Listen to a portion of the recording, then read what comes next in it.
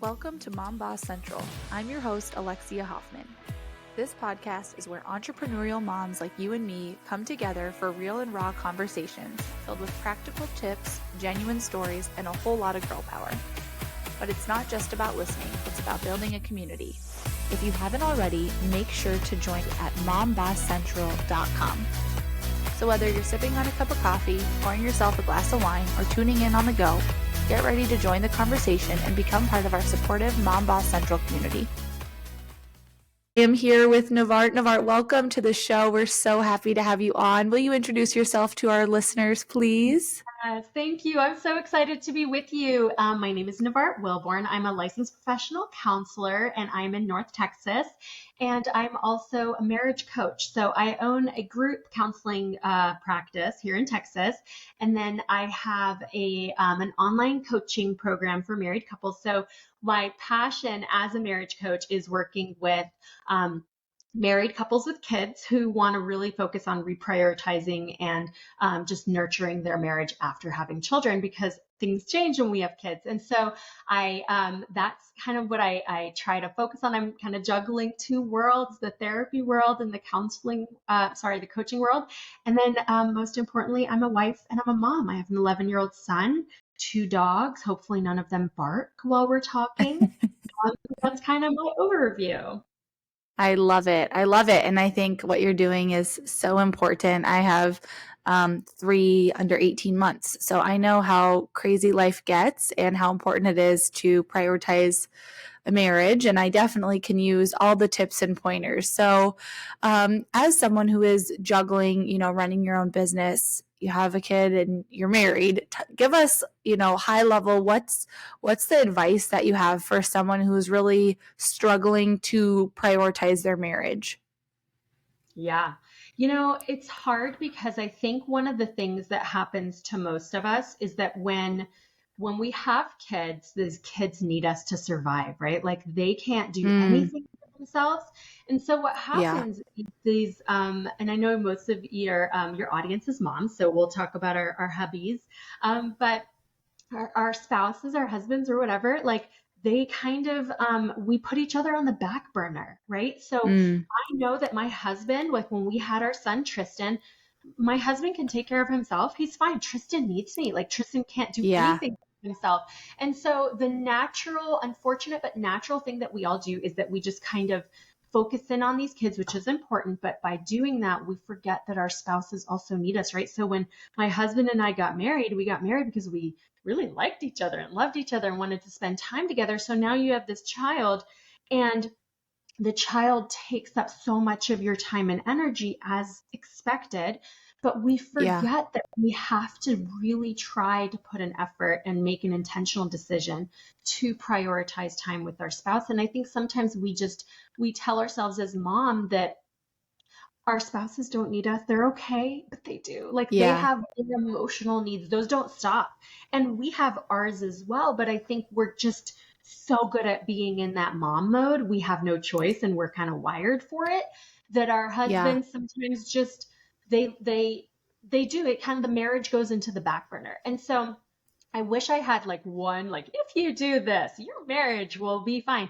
But it's not. It's a series of very intentional decisions is the way that I really look at it. Is how do you make an effort to go about your day while trying to be as balanced as you can? And that includes self-care. That includes being the mom you want to be, the wife you want to be, just the person, the woman, or if you're a business owner, right? So it's so difficult, and we need our support. We need your podcast and your program and your community, and we need therapists. Like we need to have a community of support, but we also need to really get with our spouses and say, okay, I don't want to be someone that neglects my marriage. I don't want you to neglect me. I don't want me to neglect you. We need to decide. In an ideal world, we would do this before we ever have kids, but most of us don't. We need to decide what we want to be, how we want this marriage to look. some of that we can plan ahead. Most of it we just need to navigate together as our kids are here, because we don't know what that's going to look like. We don't know Yeah. what our kids are going to be like, what the demands of life are going to look like, what the demands of work and all the things. So really, I teach a lot about communication, having like really nurturing that partnership with your spouse, because you're doing Yeah. it together. And as moms, like I had to learn that it was okay to share the load. Like I think I went through this phase of like, well, I'm mom. I need to know how to do Yeah. things super well and work and be a good, like, I forgot that he also is my partner, and I can ask Mm. of him, not just, in the home, but like emotionally. Right. And so I think he Yeah. forgot the same. So we had to work on that. So I just threw a lot at you. I don't know if you want me to keep job and you ask me where to go. Yeah, no, I love that you shared that. And I think the intentionality is so important. And I think what you said about just sharing our desire to not be neglectful is so impactful, because I think a lot of the times, at least for me, it's like, oh, it goes without saying, of course, by asking X, Y, and Z, that's me being intentional. But he doesn't always see that, where I'm something that my husband and I have experienced is where I think I'm asking like an intentional question that's thoughtful and caring, like what I would want to receive. He thinks I'm being annoying or, specific, where he doesn't even think about those things. Like I remember I asked him something about a trip he went on with his guy friends, and he said, "Oh, that's such a girl question. Like I have no idea." And I thought it was so funny, because to me it was like me trying to show an interest in his passions and like what he was doing, and for him he was like, "Oh, you're being so emotional," and it's like perceived so differently. So I think to just say, "I want to prioritize you," I know that makes such a huge difference when we need that reset of like sharing what our intentions are, because even though we think they're going without being said, they don't always perceive them that way. So I love that you brought that up, because I think it's sometimes the basics that we can overlook, especially with someone that we expect to kind of know a lot of what we're thinking.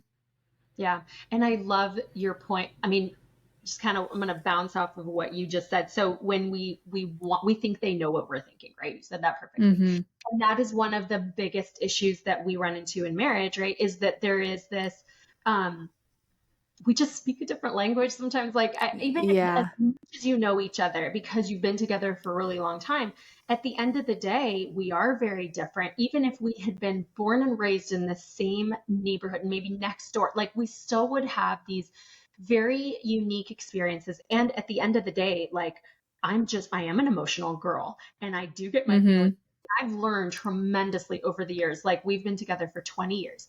And I think back, I laugh all the time about like how much of a baby I was, like the things that would hurt my feelings early on. Yeah. But the thing is, I'm not, I don't know that would say I'm less sensitive. I'm still very sensitive. I've just matured and learned how Mm. to manage my emotions and also grow in the confidence of my relationship with my husband, to where Yeah. we're on the same team now more than I did when I was 20. And I just Yeah. were maybe selfish in the way I looked, things, my filter was very selfish, right? He'd say something and I'd be like, oh my God, my heart. And now it's like, Yeah. my filter is our marriage and our parenting and like the years we've shared and the conversations we've had. So I can hear it Yeah. and not take it personally as much. Mm. I love that you said that. I think that's huge. I think, that is something that for my husband and I, it's like we're still having conversations. And as soon as, we get into it, it's like, okay, we're on the same team. Sometimes we both need that reminder just to say like, hey, we want our marriage to win in this. And I think by implementing that into our discussions that otherwise could feel a little heated, it does totally, I think, bring us both to a place of like, we want our marriage to win.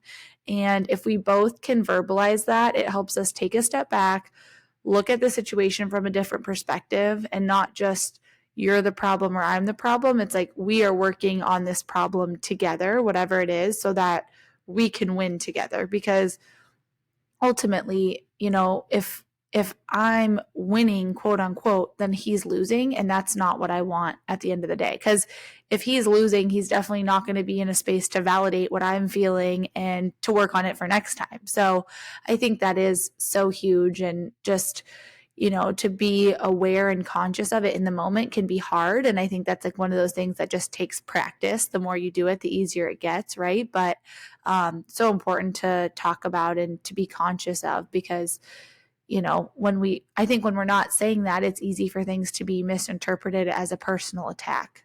Mm-hmm. And one of the things that I would say is huge for kind of what I try to always do, whether I'm doing it on the therapy side or the coaching side, and there are a lot of similarities. If you want me to explain the difference, I can. But basically, it's this idea that I think we forget that our spouses have needs, right? Especially when we're talking about men, they don't express their Yeah. needs the same way we do, and so what Yeah. might annoyant, like he might be kind of short with you or annoyed or kind of shut down, that might be how he is trying to process the fact that he's feeling rejected or neglected, or just that he wants to talk about his day and how hard it was and that he doesn't know how to come Yeah. to you. And so Exactly. have to learn each other's language. And that's why having conversations about needs is really important. But to do that, you have to listen. What is the need that's being communicated? Not how do I feel about your need, right? Because if you come to me, Yeah. look, I don't feel like I get enough time with you, then Mm. your reaction might be, well, I have this and I have this and I have, no, that's not, he's not judging you by saying Yeah. that. He's communicating that he needs something. And the same for Yeah. us, right? I say, I don't feel like I have time to myself. He might hear me say, well, you want me to, I don't even know what you want me to do. I ask you if you need help and you don't, like, it's just, Yeah. it's filtered through our own insecurities or our own emotional blech. Yeah. And so being able to sit and learn how to just, I'm going to ask you a question, or here's this question that these two crazy ladies on a podcast gave us.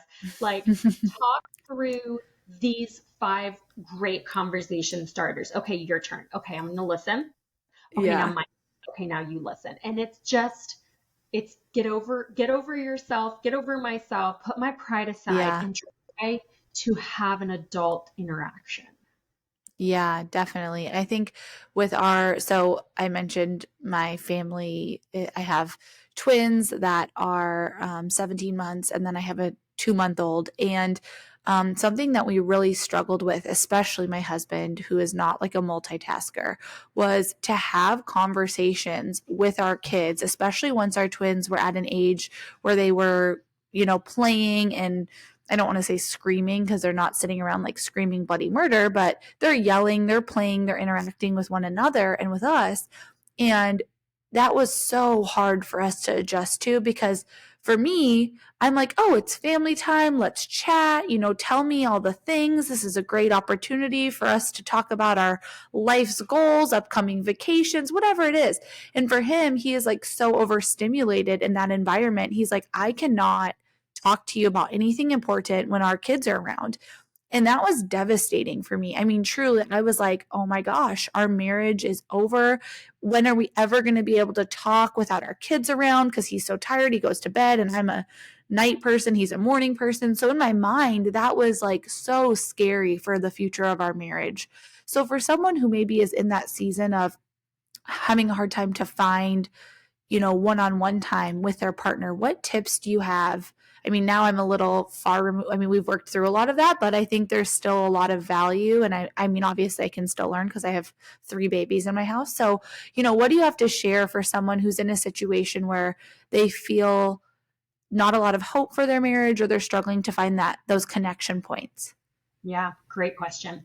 So I think it's super subjective, right? Like every marriage looks differently. And I think that's important because a lot of the time, especially in this day and age, we look at social media and then we feel really crappy Mm, about ourselves, right? Like we feel really yeah. like our marriage isn't leveling up, or, I look at her pictures over there and her kids aren't crazy and my kids are crazy and I can't get them to Oh sit my down, right? Like gosh. all this Yeah. stuff. When it comes to marriage, I think a lot of the time it is about assessing, like, what is it? Why are we struggling? Like, what is it that overstimulates us? What is it that keeps us from connecting? Because everyone wants to connect, right? Like that's the number one thing that couples want to do is we want to connect. But what does Mm-hmm. that mean?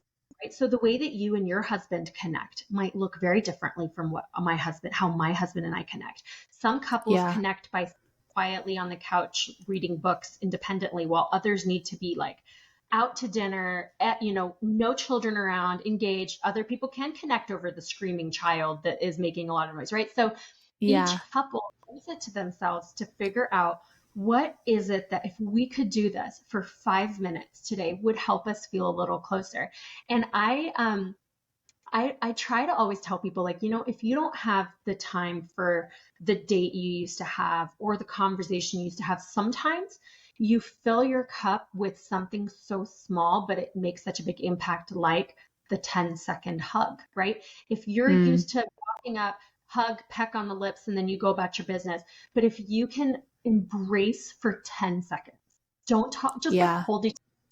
I don't know, but there's something about that that's just like, it just fills you in a way that you wish you could have other fulfillment, but this is this unexpected connection that you just needed a little bit of, and so I always try to tell people, like, what would the big connection be, what would the small connection be, right? The small connection is the hug. Yeah. The big connection is we went on vacation. And then Yeah. when you make your list of like 10 big, 10 small, whatever, then what does it take to make maybe one of the big happen a month or a week, and then one of the small happen a day, right? And so, and then you Yeah. I think love that. your needs personally, like I'm a words of affirmation person. Like I would like you to tell me I'm amazing all the time. And my husband Okay. would for me to sit with him and like just share space or hold his hand or whatever. I mean, we really love all the things. But if I want to learn how to connect with you, I need to know what helps you feel connected to me, right? The way Yeah. that Yeah. connection may not be what fills your cup. And so I always think of it as like, if my focus is on you and what you need, and your focus is on me and what I need, then we're constantly getting our needs met. But we get Yeah. so caught up, I need and I'm not getting and I want, and I just want you to understand me, that it's like, okay, we're just too busy focusing on ourselves, and the other person is you're struggling too much to be able to hear. Why do they give a crap about what you need? Their needs aren't being met, right? Yeah. So Exactly. that's your question. Yeah, no, I think that's huge that you said too. I think that's like the vicious cycle that we get in. And I know it can feel so hard to get out of. And for anyone who's listening that is in that cycle where you don't want to do anything because it feels like your needs aren't being met. So why would you meet someone else's needs? The best advice I heard around that was to just do the work without expecting anything in return. Just like pour into your spouse, and eventually it does get so much better. But if you do it without any expectation, like, I also heard someone say, like, oh, if you work on yourself, they'll start working on themselves. And I think that's the wrong mindset. At least for me, it was like almost fueling, like putting fuel on the fire to resentment, because I'm like, I'm doing this, why isn't he doing something? But as soon as I just said, like, I chose to marry this man, I loved him for the reasons that I loved him, and I had to think back, in that season I was like, okay, why did I marry him? We've all been there. But once I was able to say, I married him, he has all these great qualities, like, I am going to water the grass because it's greener where you water it. It's not greener on the other side. I'm going to sit here and pour in. And like, it did get better. And he started doing things, not because I was looking for that, just because it was genuine. And I think like anybody listening that's in that season, it can feel so isolating and like you're never going to get out of it.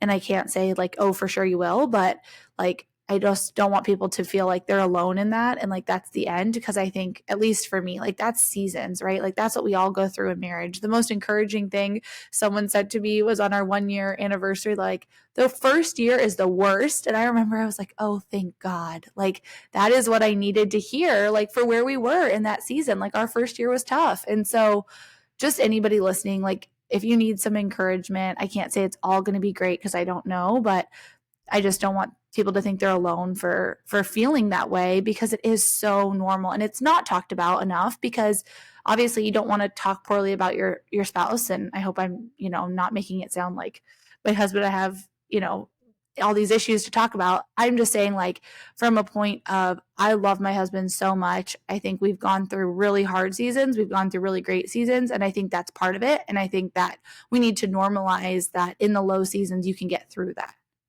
100%. There is no such thing as a perfect marriage. I think the amount of effort that you put in is what, is the most important. You can't, and to your point, like, people don't advertise their marital issues, right? And so then you look around and you think, I am the only person going through this.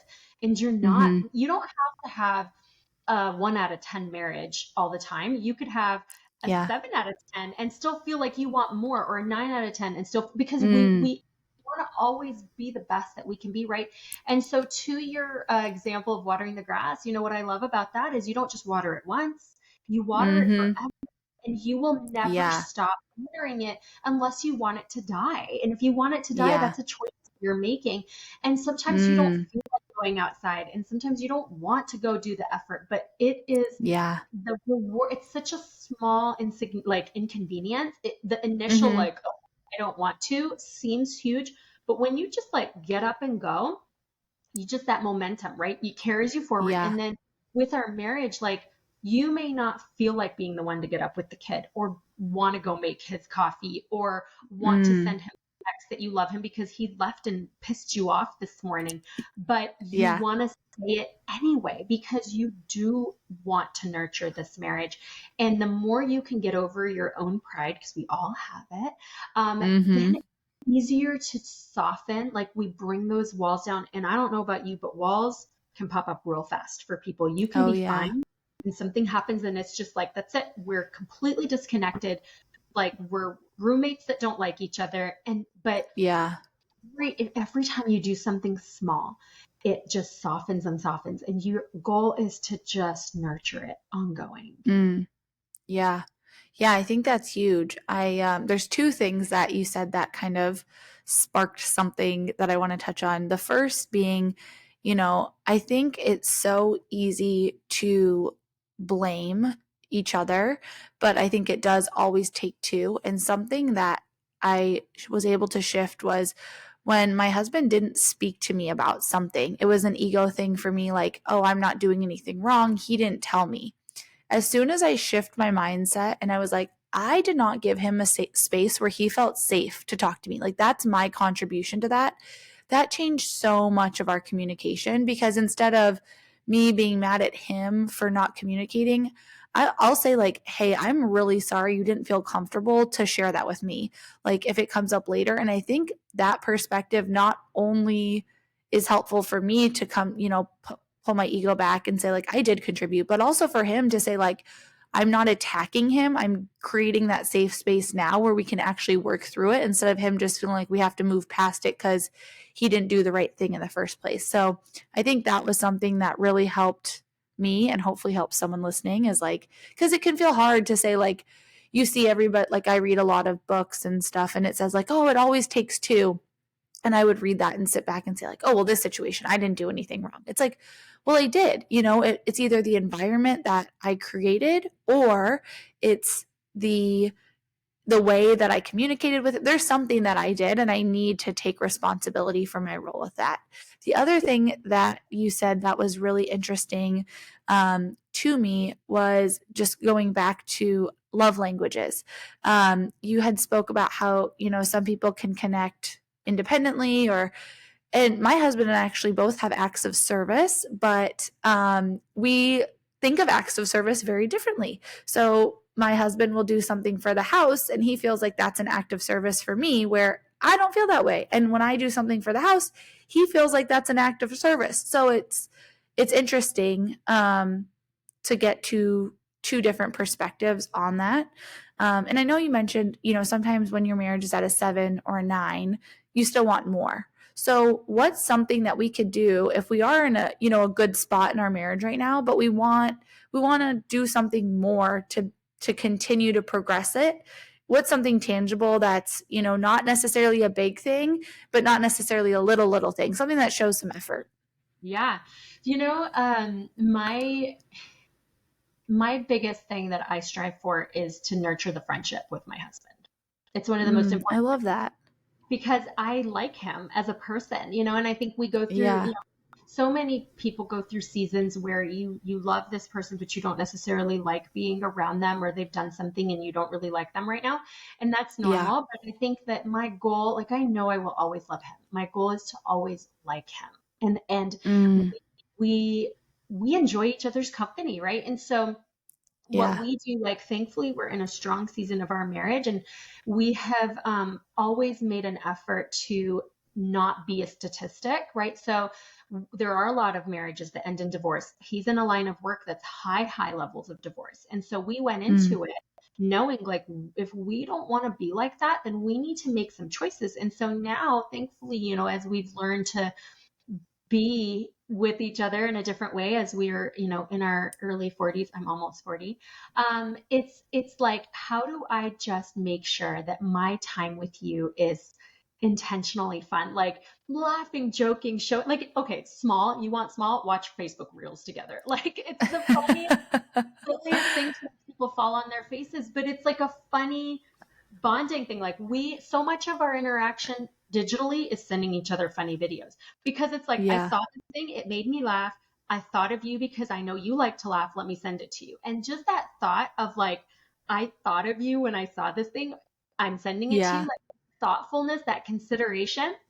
And so I don't know if that counts as this, like, the small, to me, I feel like it's small. It doesn't take much to click a Hmm. button, but it's the idea behind it. It's the thoughtfulness of, like, I I want to consider you. My goal is to, and I don't have to work hard for it, thankfully, at this point. But maybe at one point we did, right? Like, it's okay. What is a small? I want to make sure I give you, like, a small tangible thing. I don't know. My reels idea is my thing, I but it like is. I it. think it's just being able to, like, go sit in the same room. Like, there are times, so our son plays video games.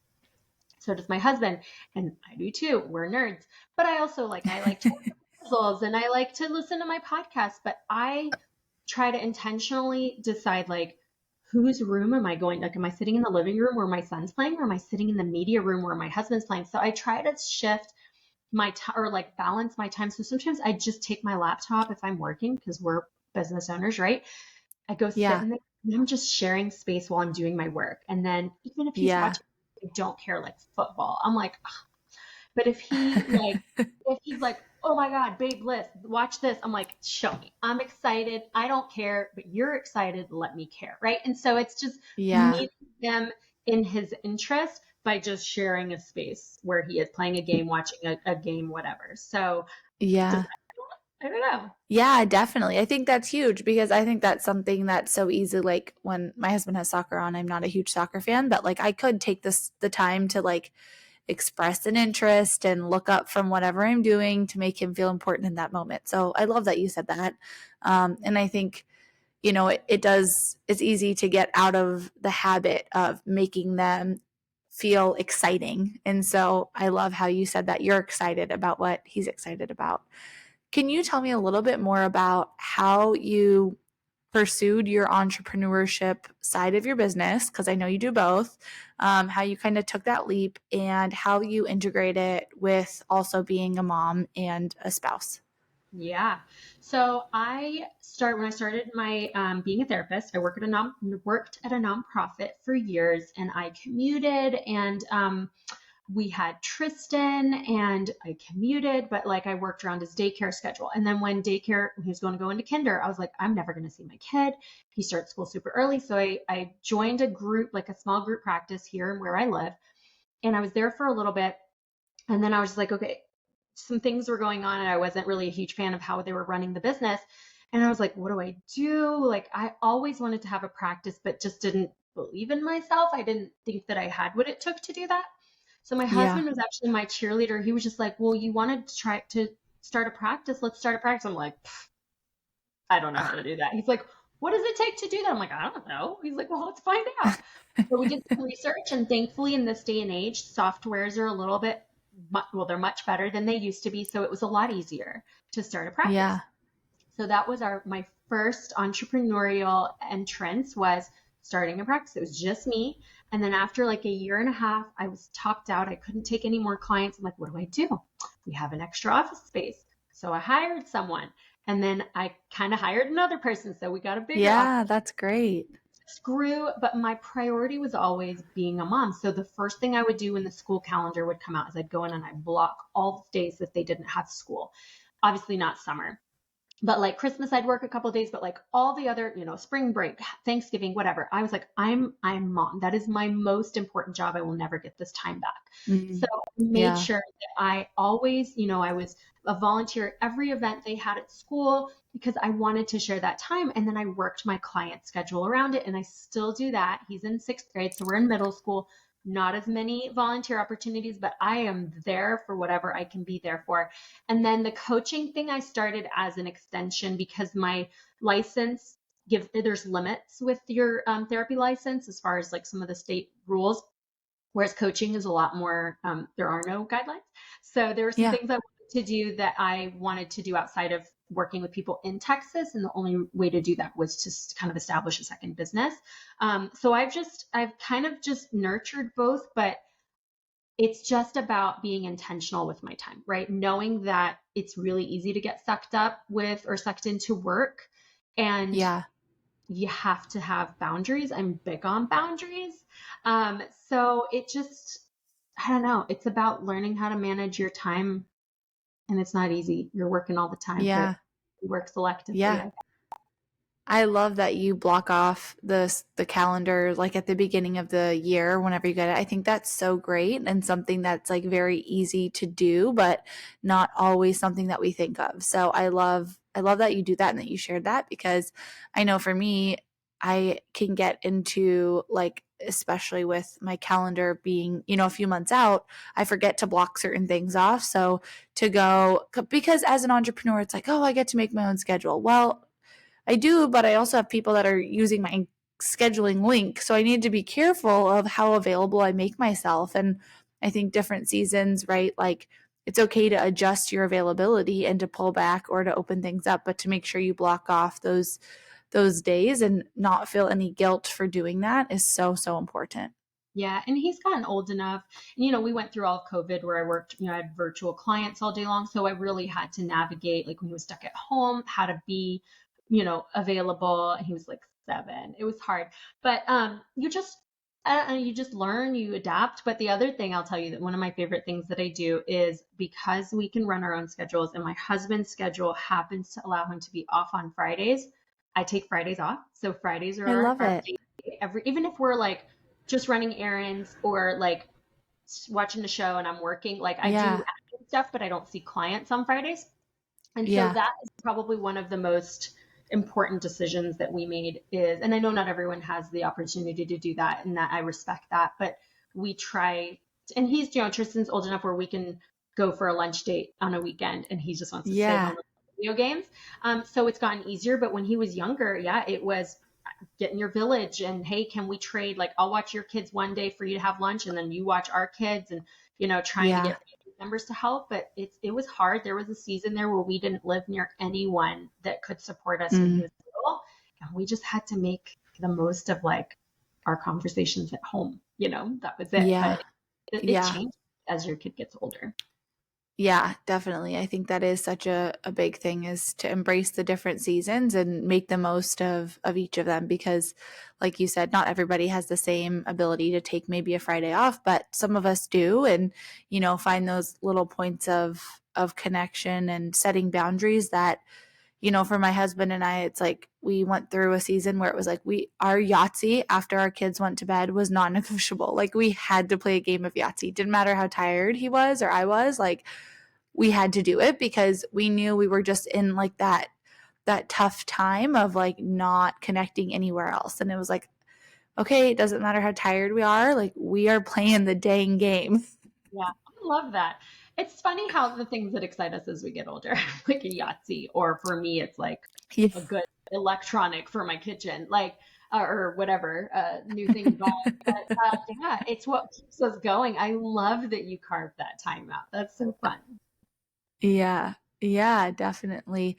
I just love that you're so intentional about the work you're doing being specific to couples after having kids because I think there are so many changes that we're just expected to figure out that nobody teaches you or nobody talks about. So how did you, get into that as your specialty? Yeah. When I started grad school, way back when, I took a couples counseling class, and we had gotten married like 2 months before I started grad school to be a therapist. And so I remember like my second semester, I think, of being in grad school, I took a couples counseling class, and I was like, this is awesome. So I immediately started implementing like the stuff he didn't even know I had Yeah. taken, but like we were learning about like how to encourage couples to meet each other's needs and validation, love languages, and all this. And I was just like, I'm just gonna start doing stuff. And it's just like caught on. Like I started really being really like intentional with words of affirmation and validation. And it was never really big for him. But like all Mm. of a sudden he started saying the same stuff back to me. And it was just like, oh my God, I just like made my needs get met by like doing. Yeah. Yeah. Then started having more conversations about it. And then because we were in the world that we're in with his work, it was very like we had lots of conversations throughout our marriage, especially early on about, and we've had friends get divorced around us. And so just Mm. really had conversations. And so as I started growing in my career, I found that like I loved working with couples because I could see the problem from the outside and would Yeah. really I could see the helplessness and that stuck feeling that these couples were in, where it's just like, Mm. how do we get out of this cycle of conflict, or this we're exhausted and we don't know how to meet each other's needs. And so I started trying to learn more about how to do that, how to help couples bridge that gap. And it just became my favorite thing to do.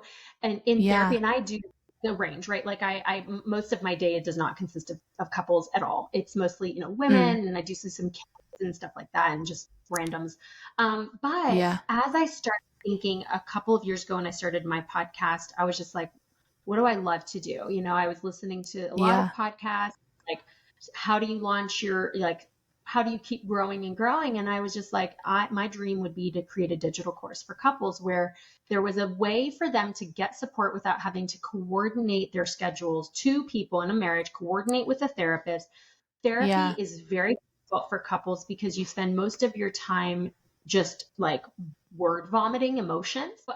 So yeah, like uh, trying to figure out how to work in psychoeducation, because the biggest thing you have to do as a couple is learn how to do what you're doing differently or better. Yeah. And that's so difficult when all you're doing is waiting till you get in this therapist's office. You've just kind of built up all these emotions. You don't have the safety of this conversation at home. So you wait till you get to your Yeah. therapist and unload. And so it's so slow. And so by creating this course, my goal was to find a way to get the information across without them having to talk, where I can do all the Mm. talk. They can do the Yeah. listening, sheets, handouts, all the things, and then we come together and we talk. And so I just was so passionate about couples because on the flip side of just me caring about marriage, I work with a lot of kids of divorced families, and I see the impact Mm. on the children. And it is one of the Yeah. hard things, and not even divorce, like couples who are not in healthy marriages have children, and their kids are just very, very aware of how miserable everything is. And it just kind of trickles down to them. And if they could Yeah. learn how to be stronger in their marriage, they could be better parents to the kids. And I just do believe that the marriage is the foundation of anything in life. So Yeah. that's a really long way of explaining why I did this. Yeah, no, I love that you shared all that. So important. And yeah, just such great work that you're doing, and I love that you're putting that out in the world. So for our listeners who'd like to connect with you, where can they find you? What do you offer? I know you mentioned the podcast, you mentioned the course, but give us the rundown. Yes. Okay.